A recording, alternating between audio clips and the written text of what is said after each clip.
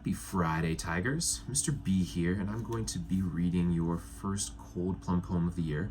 Today I'm going to be sharing a poem by Jalaluddin Rumi, and this one is called The Indian Tree.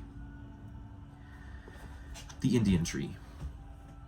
A learned man once said, for the sake of saying something, there is a tree in India.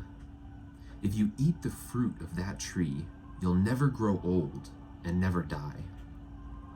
Stories about the tree were passed around, and finally a king sent his envoy to India to look for it. People laughed at the man. They slapped him on the back and called out, "Sir, I know where your tree is, but it's far in the jungle, and you'll need a ladder."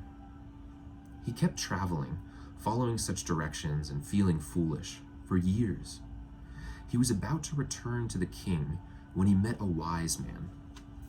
"Great teacher, show me some kindness in this search for the tree."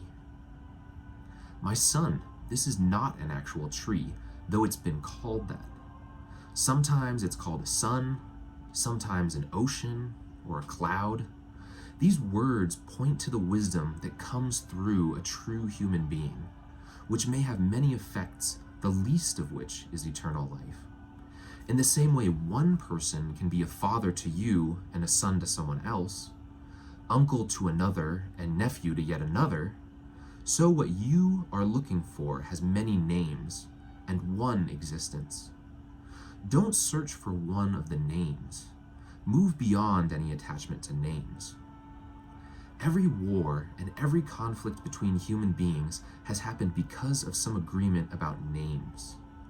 It's such an unnecessary foolish, because just beyond the arguing, there's a long table of companionship, set and waiting for us to sit down."